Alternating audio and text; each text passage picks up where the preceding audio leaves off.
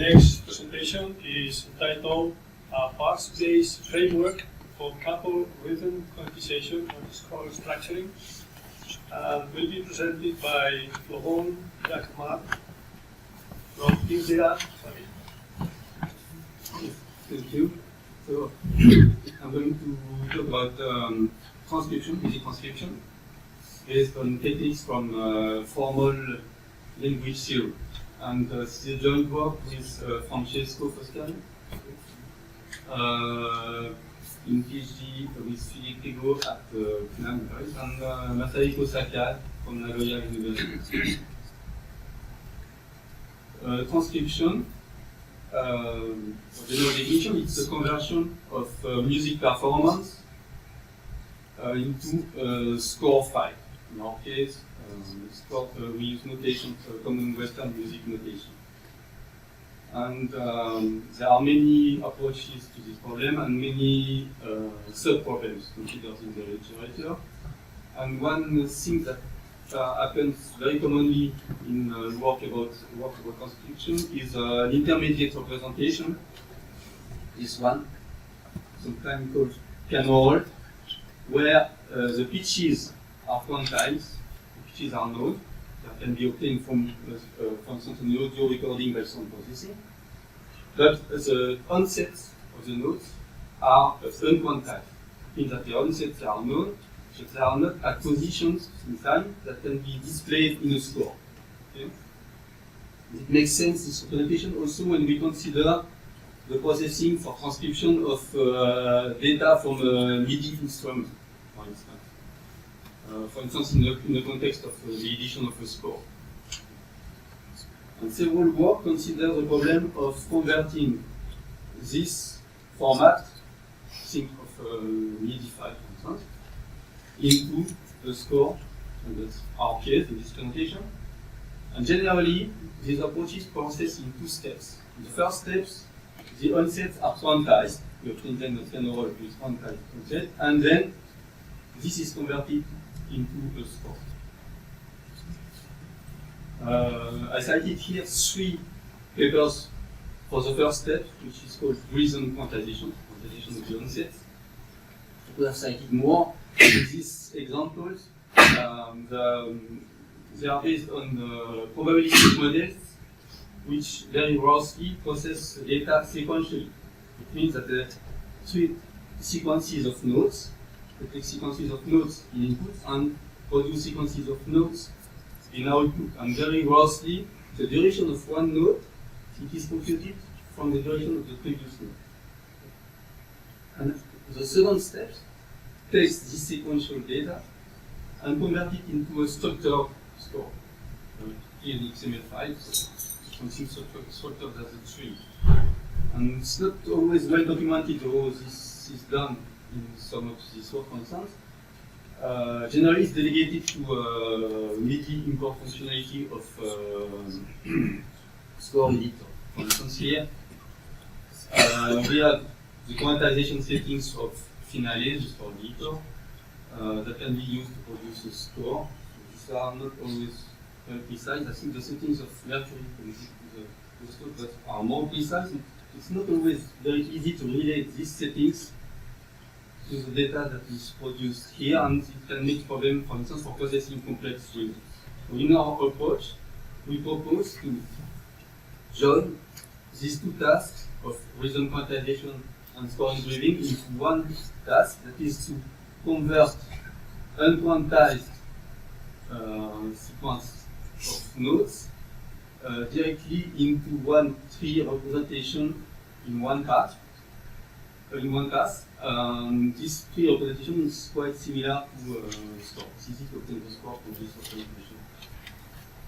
And the keys to this joint approach are first the model that we use, a representation of rhythm notation, which is based on trees, which are similar to the rhythm trees used in the composition assistance environment of the music.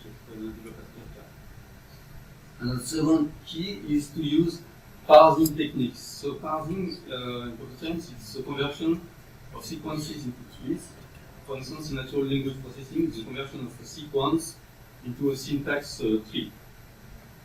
And in our context of transcription, we use quantitative techniques for parsing in order to select the best solution as a transcription.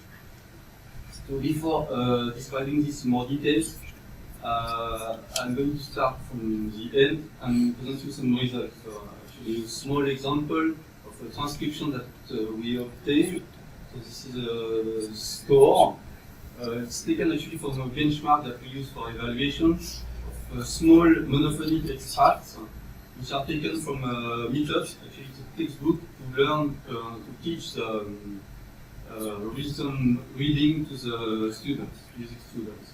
And what's interesting to us in this textbook is that there are many different aspects of rhythm notation covered, and also the difficulty of reading is progressive in the textbook, so we can also use that for testing. So in that case, this score was played on a MIDI keyboard, recorded, and we processed the MIDI file, and that's the transcription that we obtained with our tool. You can find more details and more examples here in these pages. And we see that there are a few mistakes in the transcription that we obtained. For instance, for the syncops here, we obtained that, and also here we have this, and there is also a small mistake here. And an interesting point is that the triplets here, so they are binary metric, but some triplets, and they are processed well in the transcription. And for comparison, we processed also this with Finale, the import of Finale, with some quantization settings that are described here for the users of Finale in this room. Yeah. We try to be fair. For instance, we give the time signature and the tempo in the Finale, and there are actually many mistakes in transcription done by Finale in this example. For instance, the triplets are not processed well, as you see here. And here there is also 7 applets strange for this. That's what I like this example because of mistakes. Of course, it's not always okay for mistakes by Finale. So now I will explain to you a bit more about how our system works.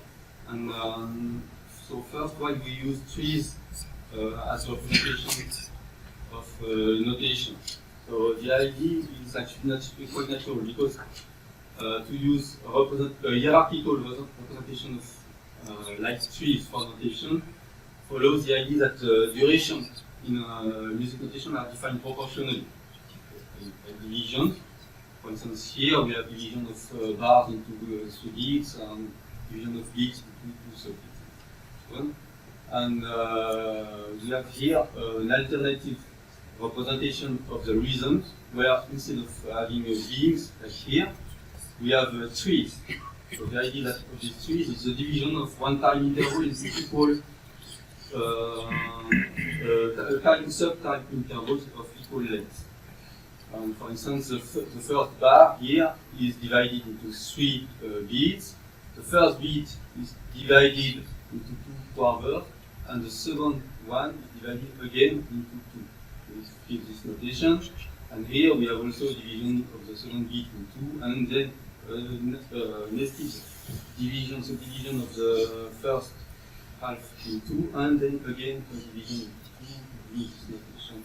Note here also that we have a time which is used to sum up 2 durations of the last notes of these beats, which gives this notation with the dot.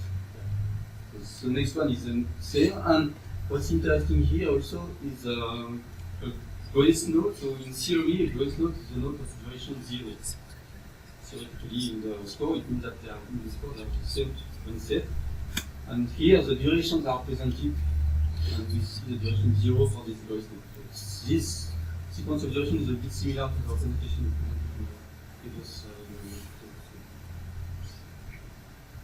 So this principle of division of time intervals is used in our case to use a grammar representation for language, a set of rhythm notation. Somehow it's used as the rhythm notation to describe the rhythm notation that we would like to obtain for a transcription, so language. So production grammars are made of production rules, which use some symbols. Here we have non-terminal symbols in red, Q, Q0, and so on. That's what represent some Rossi time intervals. And we have non-terminal symbols that represent events. This sign here minus is represent no symbol, it's actually a continuation. This is for one node, for one threshold plus one node, so two nodes at the same time, and so on.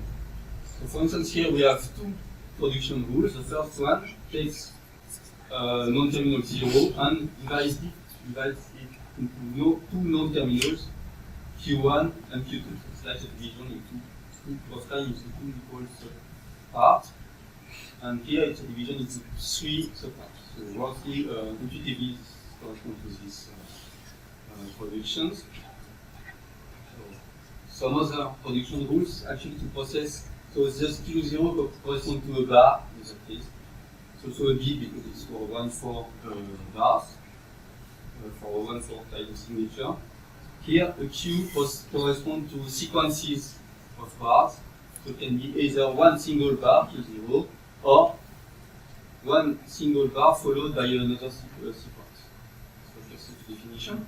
And we have other rules. So some of the rules associate to one non-terminal symbol, one terminal symbol.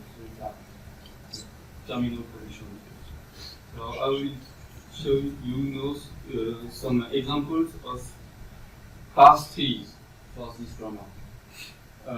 So the parse trees actually describe computation of the grammar.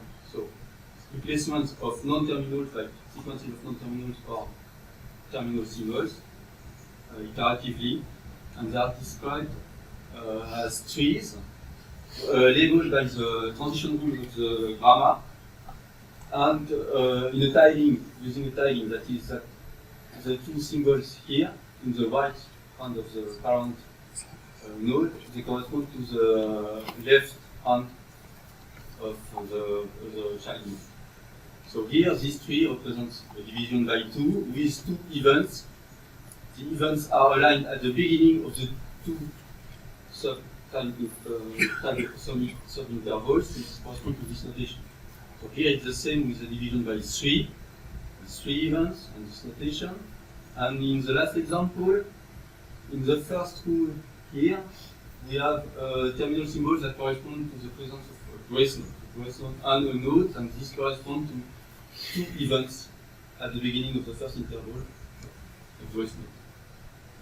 Some more examples. So here we have more nested division of in the second part. So we find Q3 and Q3 producing this. This is a continuation. It means that this time interval is just summed to the previous one. So sequential representation is called serialization of the parse tree. And we have this corresponds to this notation. So here it's the same, but we divide again once more, and we have done this.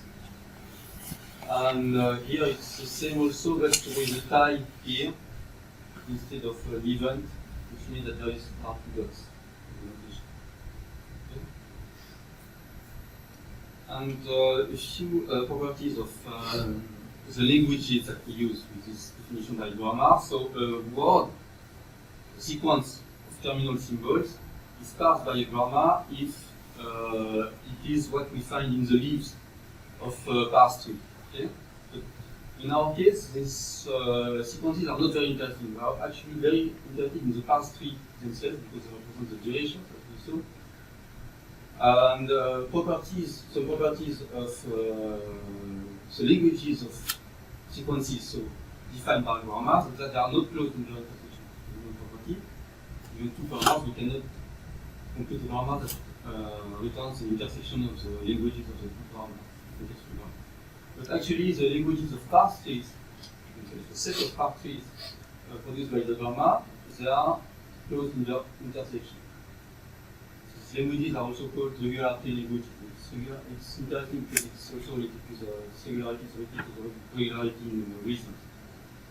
And this is interesting to us, this closer intersection, because this allows to have a compositional approach where we make the intersection of several grammars defining different aspects. So now we can define informally before we proceed for transcription. So we are given in input one grammar that describes the preferences in terms of rhythmic notation, and one input sequence of notes. So we focus here only on the onsets. And we want to return a parse tree that will describe the notation that we want to obtain.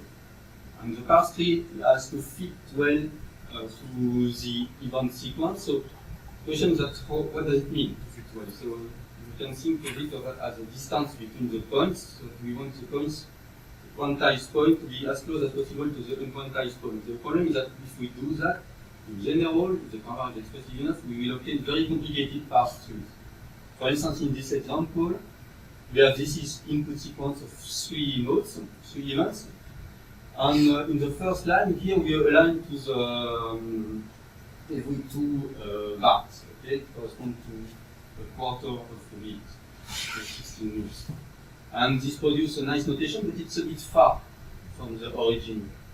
And the second transcription alignment is closer to the original because we align to every kicks here, which are every 8th duration of a beat, but the notation produced is lots more complicated. So the problem in our case is to find balance between the compromise between the complexity of the notation we obtain and the precision of the transcription.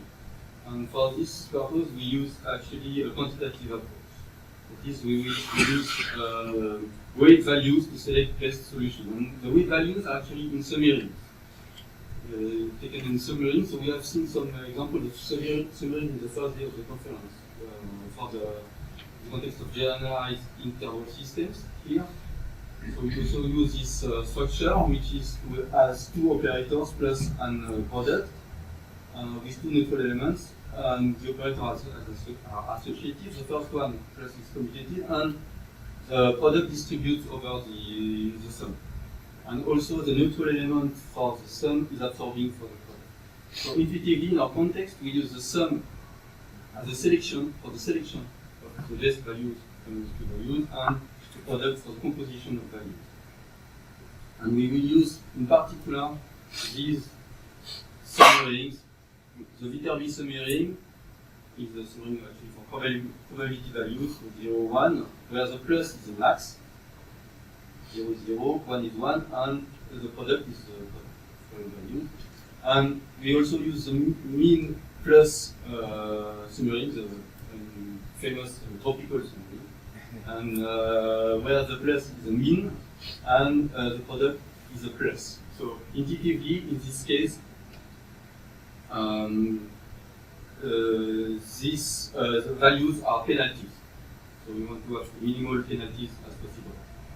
And some properties that we use is idempotence of these summarings. This is the property because that is we can induce an ordering defined by x smaller to y if x plus y is equal to x. Think of plus as mean. And monotonicity is also a very important property, which is the compatibility of this ordering relation with the 2 operations. So we add some values in the summary to the rules in the grammar as follows. So here we use the mean plus summary, and these values correspond to a penalty. So the idea here is that, for instance, the penalty for dividing into 2 in this method, in this time signature, is smaller than the penalty for dividing into 3. So the couplet is less work than the triplet. So the values here in this grammar are chosen very arbitrarily. You can also have more involved technique to find good values. And I will show you examples of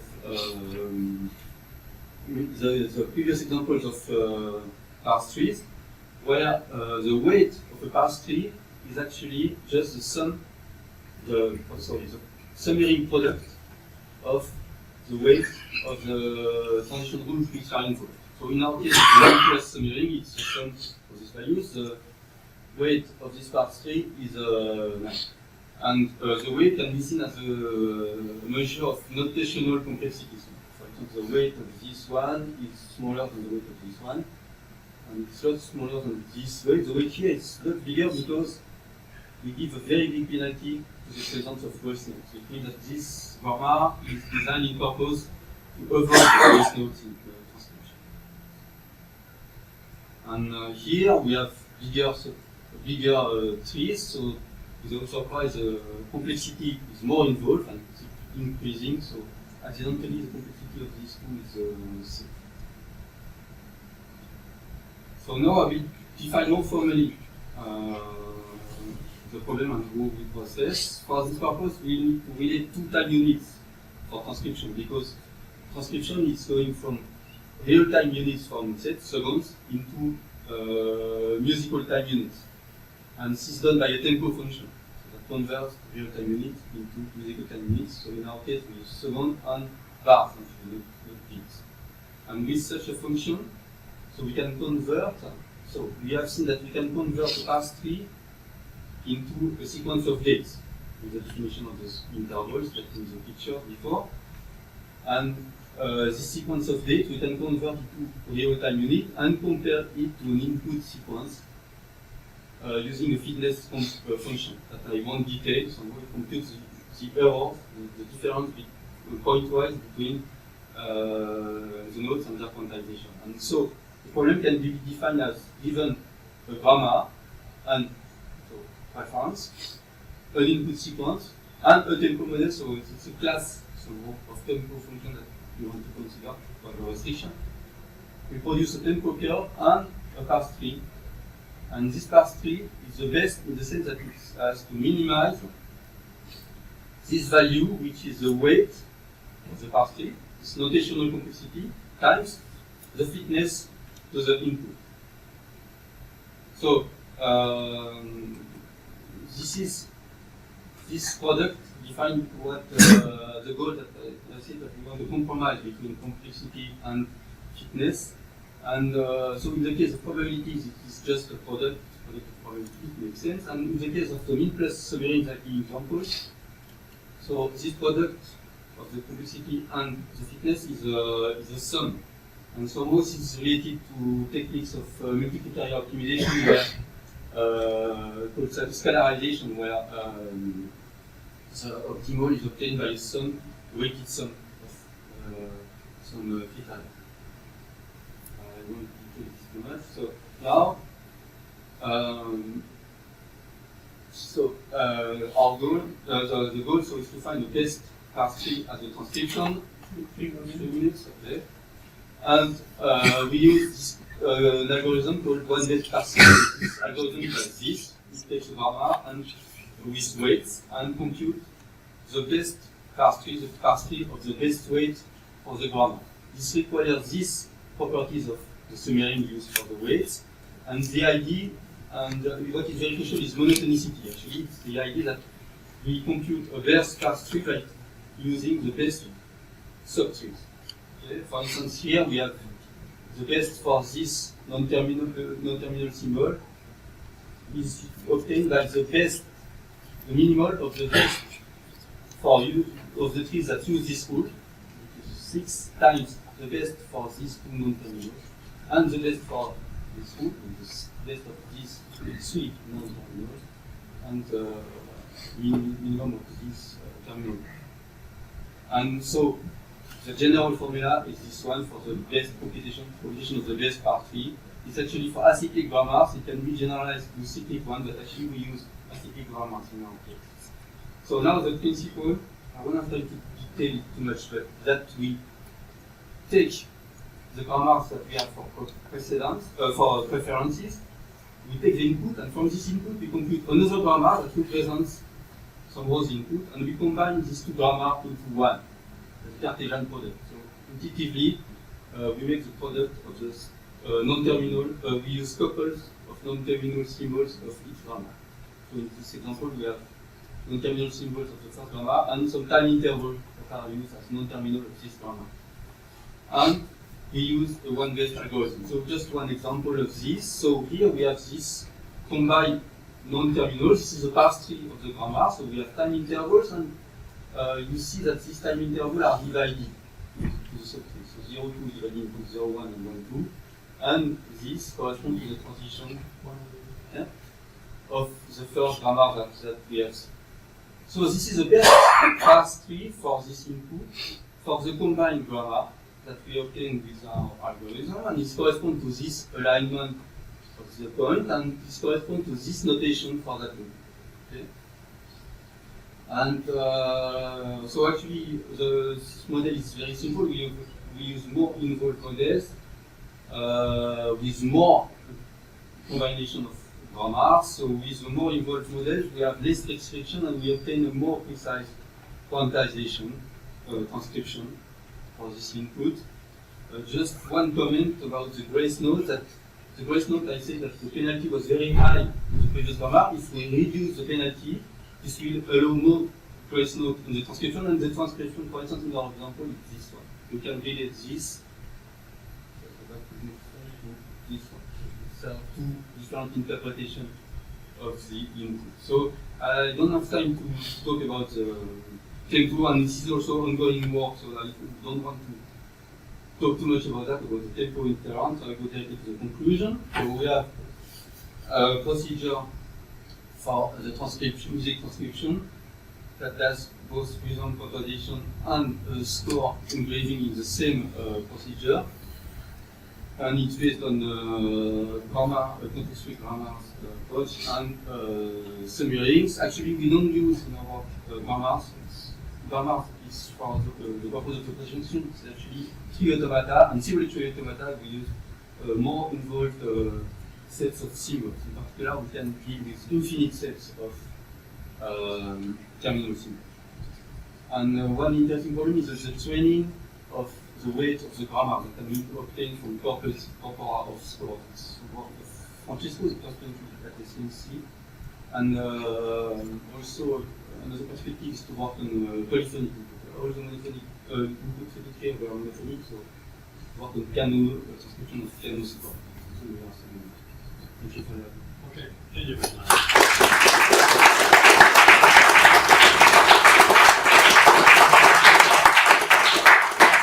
We have a couple of minutes for questions. I think when you first start, you use the trees for each measure. You use one tree. Yes. Yeah. Did you also try to maybe experiment having like a tree over like two measures or so? So actually, we tie the measure all together into one big tree. So it's a sequence of measure, but it's represented. It's a binary representation of the sequence. Yes. So it's like between the measures, you're introducing these boundaries, right? So yes. If we think about like a grouping structure, that could come from an upbeat, right? That maybe could even improve the model more. I mean, it would be my intuition. Would you agree, or would you think it's not so relevant? In our case, it's possible to have a tie between two measures. One thing we cannot handle actually is to have a beam over two measures. It happens sometimes. It's not very recommended, but that's something we cannot deal with. But it's something to this representation.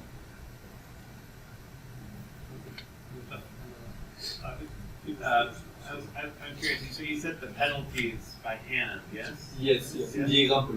Yeah, is it possible to use some kind of machine learning or probabilities to set that, like look at a bunch of scores, having a grace note kind of. Well, yeah, what I mentioned at the end. That's just training. So we take a bunch of scores. Actually, it's processed by Music 21 in Python. And we learn these probabilities or these penalties from the duration in the score. Does your algorithm only perform well with imprecision, or does it also take care of acceleration, deceleration? Yeah, so this is in the models I've presented the examples. We assume that the tempo is somehow fixed. So just take care with the shift for this model, but there are more involved models that also take care of tempo. But it's a bit experimental. The idea, roughly, is that so here we compose several attributes with the grammar non-terminals, and we also compose tempo curves here as more attributes. And we use these attributes to compute the weight input weight value. I have one question. Is it possible to include in your model the articulation, that is legato, staccato? Yeah, that's very interesting question. Very important question. Actually, it's related to the processing of rest, which is also something very difficult to transfer. Difficult to transfer the silence. And in the example presented here, we just deal with one set of notes. Because it's monophonic, we just assume that the notes are the end of one note at the beginning of the next one. And so in that case, rest must be considered as a note by itself. And the problem that with MIDI input, we have to deal with lots of small rests. Typically, if you play not so good on a MIDI keyboard, there will be staccato, and there will be a rest after each note. So it's kind of parameter. But it's possible to do. Okay. One more. I have just two quick questions. How do you encompass the perception of meter into this model? Because when you hear music, it doesn't always reflect the Yes. notation. Yeah, notation does not always reflect meter. Okay? But so in our case, somehow, so maybe it's very gross representation of meter that we have. It's somehow meter could be seen as the first level with the trees here. No, here. So if this represents a bar, it means that we have a division of the bar into two. But meter has First nothing level. to do with notation. I mean, it's Yes, it's experience. related to notation. Yeah, so notation-based model. Yeah. Yes. Interesting. So do you have like different ways? You know how notation, piece of music can be written in many different ways to Yes. sound the same. Yeah, indeed. So a Indeed. crotchet Yes. can be a quaver, can be Indeed. For instance, here we could start by dividing into three or instead of two. Yeah. And actually, we can obtain the different notation according to the language that we consider. So if the grammar is expressive enough, we can have many different notations. And it was actually the first work we did with similar technique at IRCAM, where we proposed several notations. Okay. It was by order of weight in that case, so something related to the weight here. And we also did a tool that propose, you give it a rhythm and propose you many different notations. I can show you an example later. That would be, Equivalent to the first one. yeah, equivalence. Yeah. That would be useful for notation, but it is it's tricky with meter. Yeah. It was used by someone making an edition tool. And, I can show you the example. Thank you. I found it. Okay, thank you very much.